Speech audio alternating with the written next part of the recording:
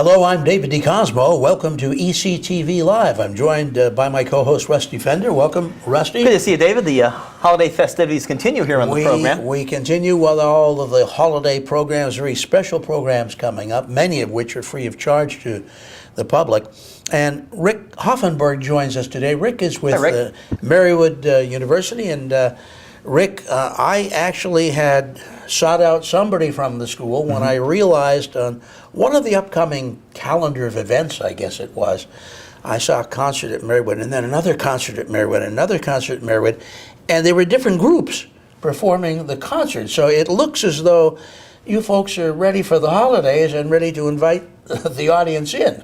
What's going on? Yeah, the last week or two before the holiday break is perhaps the busiest time of the whole year, not just for the musicians on the Marywood faculty, but I think musicians in general. It's when we give a lot of our concerts. And at Marywood, we have several large ensembles. We have choirs, wind ensemble, wind symphony, our string, in addition to the orchestra, the string orchestra and chamber singers and concert choir, all of them have concerts coming up. So we're a busy breed. And is this, does this all evolve from musical education at the school? Well, it's part of, students can take these ensembles for credit, and part of their education in participating in the ensemble is rehearsing through the semester and presenting a concert at the end of the semester. That's a good deal. Extracurricular activity that counts now. Yeah, and I will say they have to work for it. I mean, for example, in my choirs, in my larger choir, they have to do a hearing at the end of the semester to prove that they know the music, that individually they have been responsible enough to make sure that they know their part. Almost, yeah, absolutely. It is. It's the equivalent of their final exam, and so that counts in addition to their attendance through the semester. And my smaller choir, our chamber singers, which is a more select ensemble that performs several times a semester and goes on tour each year, we actually have weekly testing.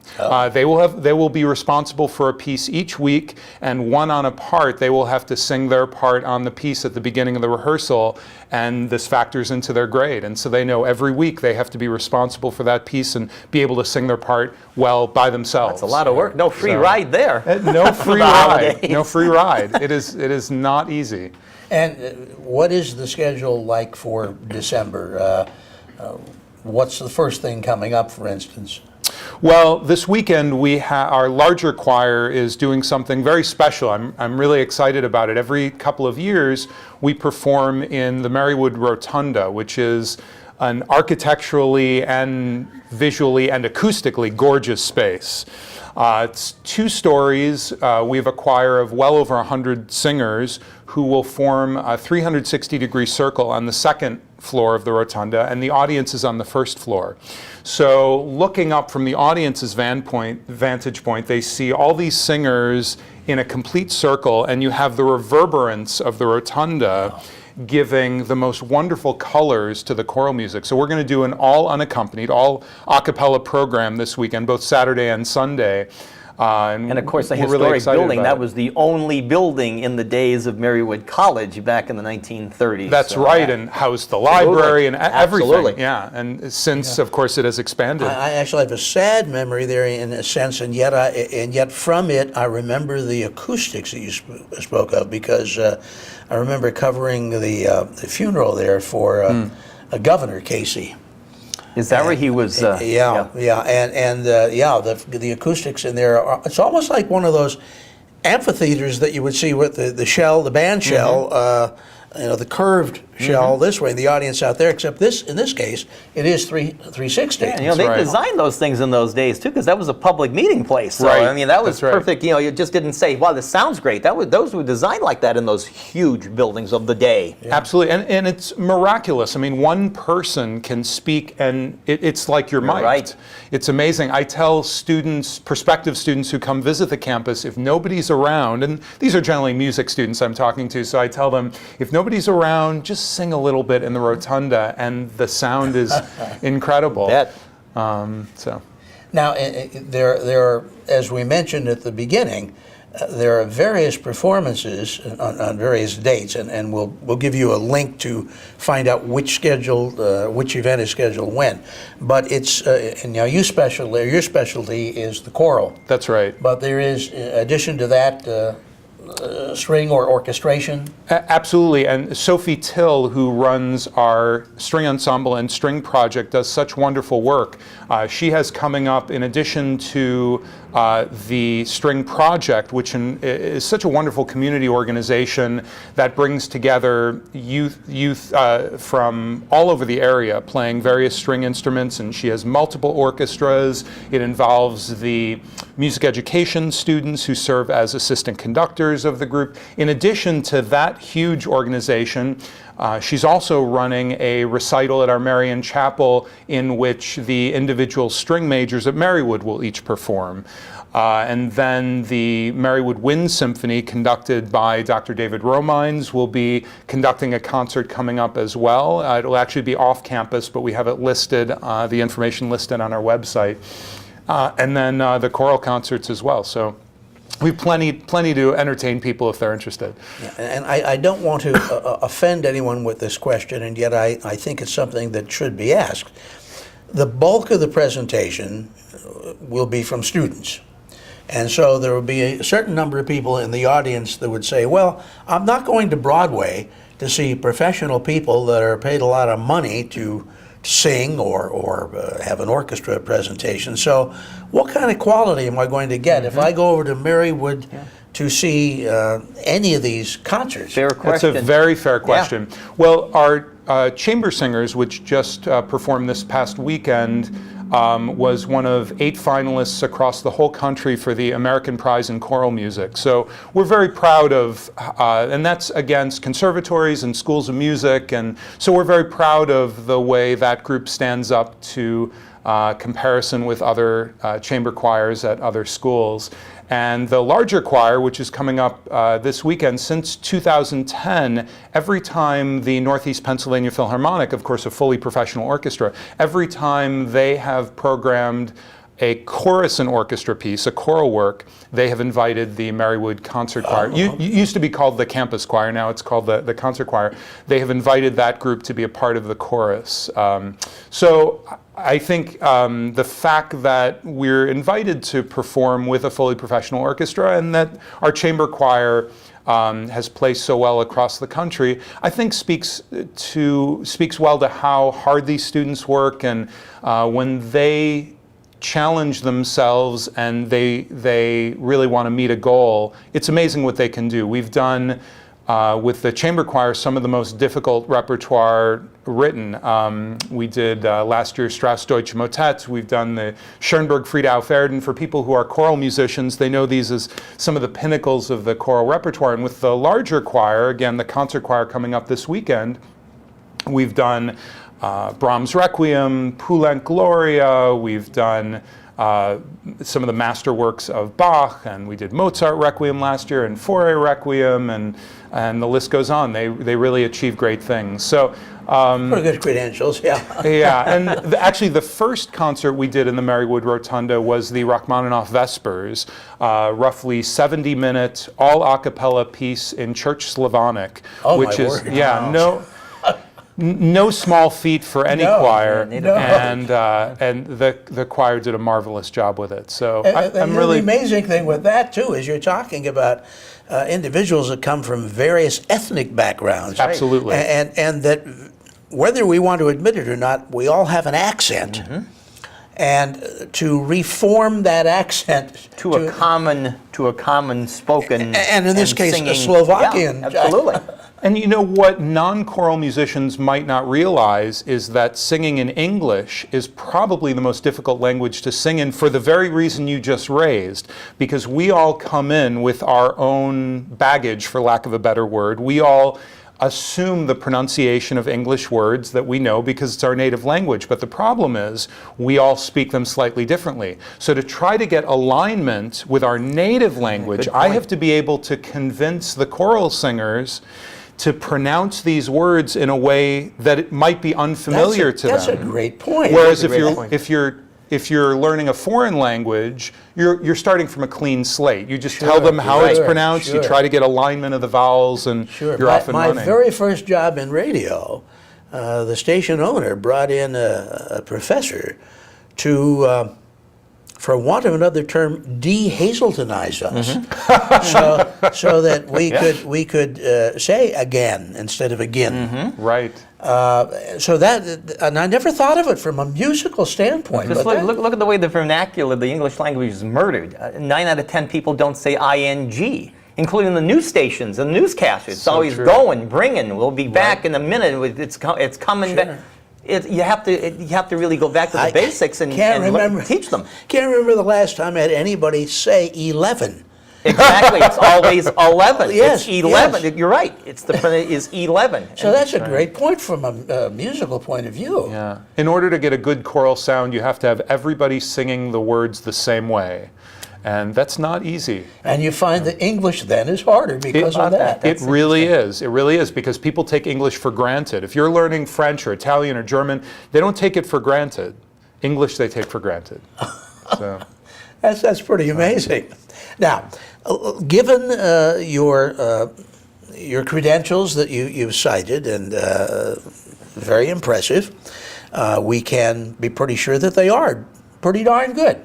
Consequently, I would think that you would want to take course as an example and say, all right, here's a chance for us to, have $10 ticket admission at the box office and come in and make some money and stuff. But yet, there's a long list of these concerts, both choral and instrumental, that are, as I recall reading the coming events, were all free of charge to the public. They are free of charge, and we're very proud of that.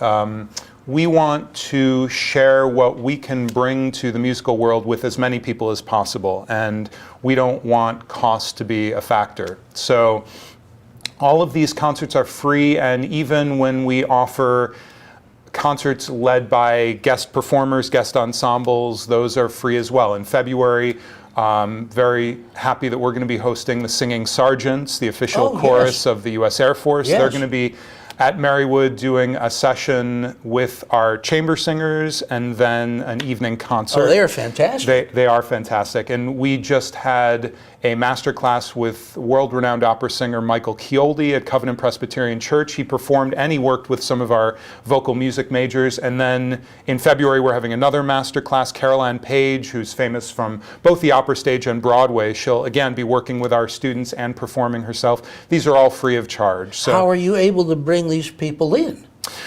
Well, our budgets are limited, but to me this is a really valuable way to spend the money we have, to be able to bring in experts in their fields, to work with our students. I mean, the master class that we did recently with Michael Chioldi, for the students who worked with him, one of them said it was life-changing to be able to hear from this master of his craft, probably the greatest Verdi baritone on the stage today, and to have him address this singer in particular and to answer specific questions from the individuals. And to hear her singing and to be able to say, this is what I think you should be doing, let me help you in order to maximize your potential.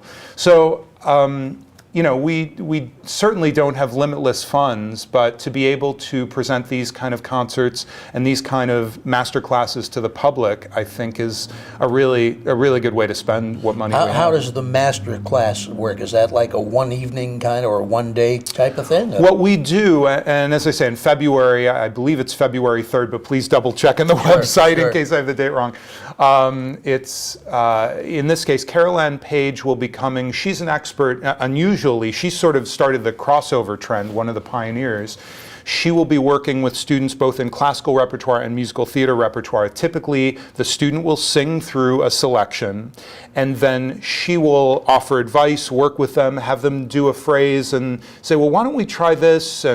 And you will hear the difference. I mean, that's what's fun from an audience's standpoint about a masterclass. You hear over the course of maybe 20 minutes that this clinician is working with the student. You hear the difference. You hear that singer doing a better job at the end than at the beginning. beginning. It's That's remarkable amazing. with somebody who has that kind of expertise. And then it's always fun. I always invite them to perform at the end. It's always fun to hear them do what they do. If you had a wish list and an unlimited budget, what were some of the things that you'd like to do for the coming year? Especially folks to bring in from any type of genre? Oh my goodness. You know, I think I would just continue doing what we do. I suppose in an ideal world we could bring in these people more often than we do. Singing sergeants, honestly, the reason we're able to do it is because as members of the military, the government pays for the cost of their touring. So when I found out they were coming to Northeast Pennsylvania, I was lucky Good timing. in that somebody who I worked with in my summer work at Chautauqua Opera, he was a young artist years ago, went on to sing with the Singing Sergeants and is still in the group. And so I was lucky to have a connection there, and I was able to work it out for them to come here. But an ensemble of their stature, a world-famous choral or instrumental ensemble, will cost tens of thousands of dollars to bring and do a concert and or a master class. And obviously we can't afford that. Yeah. Well, there's another question that's one of those edgy questions that I want to ask. I consider myself very fortunate because I had a long career in radio before television and played various types of music, although the types I played were still all considered fairly standard. I grew up in a home, however, where my late brother was a very accomplished singer and could sing opera. He was an all-state chorus, as was his wife, ironically, and Shirley Jones when they were in the high school. And so I would hear O Sole Mio and various operatic presentations that I don't think most people would normally be exposed to. Now, from an audience point of view, and we went through this when we talked about the Scranton Jazz Festival, or even the annual Nutcracker Ballet, which we'll be talking about in just a couple of weeks. There's a certain amount of people in the audience that would say, a ballet? I'm not going to a ballet. That would say, an opera? Something by Verdi? I'm not going to. How would I, Now, they haven't really ever heard it, but the term coming from Pre-composed notion, yeah. Sure. So what do you say to those people that perhaps have those pre-composed notions? That's a great question. You know, I try to draw connections to things that they're familiar with. For example, when we're talking about Verdi, several of his operas are based on Shakespearean plays. And people who might love Othello or Romeo and Juliet, that's by a different composer, not by Verdi, but many of the plays that people love, Hamlet, have operatic renditions. And so if you know these stories, and Merry Wives of Windsor is another one that inspired Verdi's Falstaff, if you know these plays and you can appreciate the art of Shakespeare, then I certainly think people will find it interesting to hear how a master of his craft renders it in operatic guise. You know, we, every 2 years at Marywood, we do an opera workshop, which is where students will perform scenes from various operas. And it's a great way for people to get exposure to opera. If they're not ready to see a whole opera, I encourage them to come for an evening where they can hear a scene from this opera, a scene from this opera. There's a lot of variety. There's some Baroque, contemporary, Mozart. We really do a little bit of everything. It's great for the students, many of whom have never done anything with opera before. And many audience members who come to our opera workshop performances have never seen an opera before. Sure. So we do that we'll do that fall of 2018 will be the next time that we do that. We also, for the first time ever at Marywood, performed a full opera in, I believe it was spring of 2016, if I have my years right. They start to blend together after a while. Purcell's Dido and Aeneas. And to be honest, I didn't know if anyone would come in the audience, and we had a huge crowd, very appreciative. We got wonderful feedback from that, and the students enjoyed being a part of it. And so I can pretty much guarantee people that that may have been the first time we did a full opera at Marywood. It will not be the last. And it's I guess maybe it's also amazing that people may have heard opera without knowing it. In terms of, what would be an example? Well, I mentioned O Sole Mio. Well, you may have never heard O Sole Mio sung in Italian. Well, how but about the Warner Brothers cartoons where they do Figaro, Figaro, Figaro? Exactly. Yeah. Have you heard Elvis Presley sing It's Now or Never? That's exactly right. Which is, of course, the same melody as O Sole Mio. That's correct. And if people go see an opera like Carmen, they'll probably find half a dozen melodies in there that they didn't realize they knew. Yeah. Sure. And I love That's a good point. You do the Opera 101 to bring people. I think it's very successful to bring them into the world of this. Yeah. Who's ever heard the William Tell Overture, but they've heard Lone Ranger? Absolutely, exactly right. Thing. That's right. So maybe it's a good chance, these various concert presentations, maybe it's a good chance, give yourself a little exposure to it. Absolutely. And, like Mikey, maybe you'll like it, right? Maybe you'll like it. Yeah. I would encourage people, I just think in general, it's a good idea to expose yourself to all walks of life. If people have never seen an opera, there are many opportunities. There are local organizations, mostly Opera is a great organization that presents opera and opera highlighted Broadway evenings and so forth in our area. And if people want to see a broadcast from the Met, of course, there are several broadcasts all throughout the year that you can go. They show them in Moosic. I believe they show them up in Dixon City, if I'm correct. And so people can just go to a movie theater. They don't even have to go into New York City now. And those broadcasts, I have to say, are beautifully done. They really are entertaining, and you can see these people close up, and you can see the wonderful sets, and they do backstage interviews, and there's been a lot of these programs. When my first job since 1973 was at WVIA, and I was in engineering. And they did Live from the Met, and it was the first thing, which if you're not a radio person, you probably won't know, David will, is a simulcast. And what they did back then was they showed WVIA, Live from the Met, every Wednesday, and then they simulcast the stereo audio on 89.9, which at the time was WVIA FM, and still is. Right. And you could tune in perfect sync to hear stereo quality audio from your Morse electrophonic or whatever kind of tuner you had back then from your big console in 1973, and watch it on television. Highly successful. That ran for years and years in this area where you think that people only listen to, Joe Stanky and the coal miners, but that was very successful on WVIA, your local hometown PBS station. That's right. A really good thing to do. Yeah, and you mentioned the crossover between opera maybe coming from Shakespeare, and you take something as simple as, the big movie right now, one of my favorites, A Christmas Story. Ralphie Wants the BB Gun. That's become a musical. Absolutely. So in essence, they've turned that into an opera. And contemporary opera composers, in order to keep this art form alive, are dealing with issues that are very much with us today. I mean, obviously, the struggle for peace will always be very relevant. One of, I think, the greatest contemporary operas I've seen, Dr. Atomic, looks at the advent of nuclear weapons, and it's just riveting, just a striking opera by John Adams.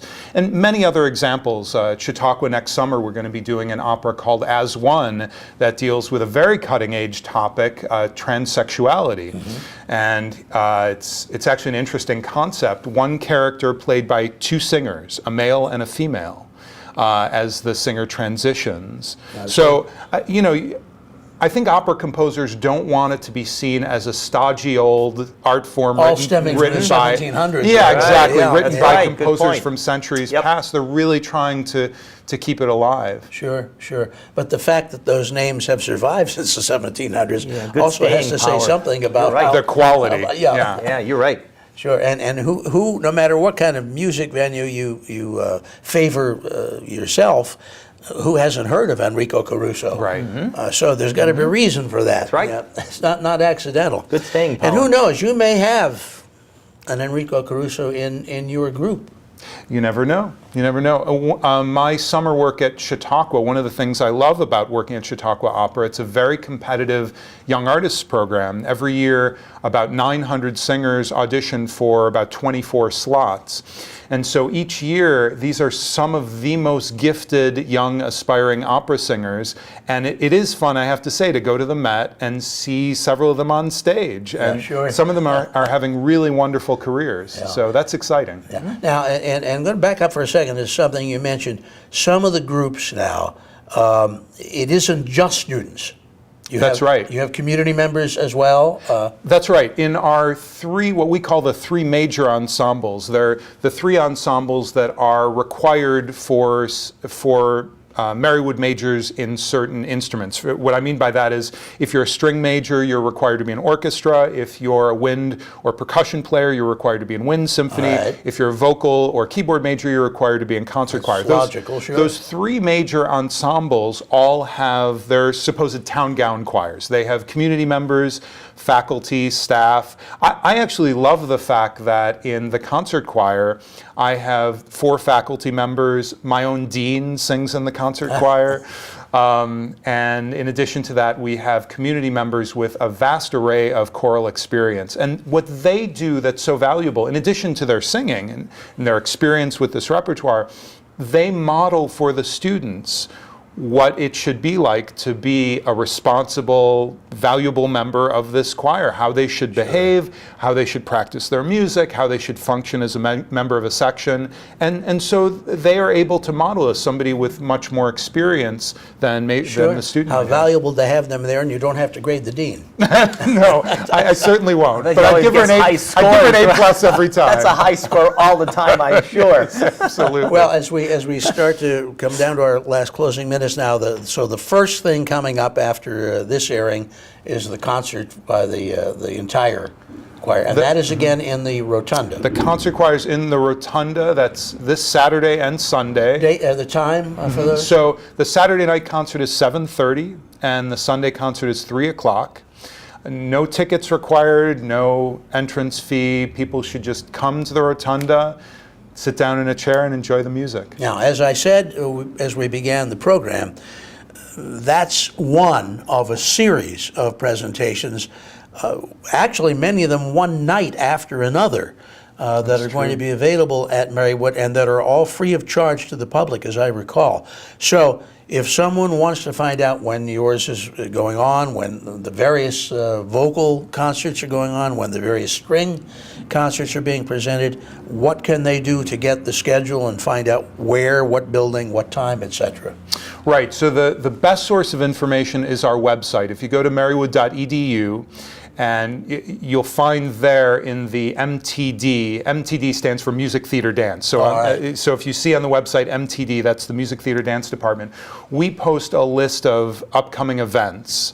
And the performances and events page will have the most accurate and up-to-date information. If people have any questions, if they go to the Music Theater Dance website, they will find my email address, Rick Hoffenberg. They will find my colleague, David Romines. We're co-chairs of the Department of Music Theater Dance. We're always happy to answer questions. They can also call. It's 570-348-6268. I hope I got that number right. And our department assistant will answer the phone and be able to refer questions if she doesn't have the answer. Break a leg, Rick. Yeah. Thank you so much. I And one appreciate final it. thing, because we're concentrating on the holiday presentations, there are presentations that come up throughout the year. Absolutely, yeah. I mean, the concert choir in the spring, we're going to be joining with orchestra and doing the Beethoven Missa Solemnis, which will be a huge concert, and all of the ensembles. Orchestra, we're going to have a concerto. Our string faculty member is going to be doing the Tchaikovsky violin concerto with our orchestra in the spring, and great plans for the wind symphony and wind ensemble. So I hope people will check us out. So enjoy the holiday concert series, but keep checking in for various other performances that are going to be available there at Marywood. Rick Hoffenberg, thank you so much for joining us. Thank you for inviting me. A Appreciate pleasure. it very much. Glad to have you. And of course, Rusty Fender, thank you so much. See you next week, David. Indeed. Mark McGlory, Thanks, thank you Mark. so much for keeping us technically sound.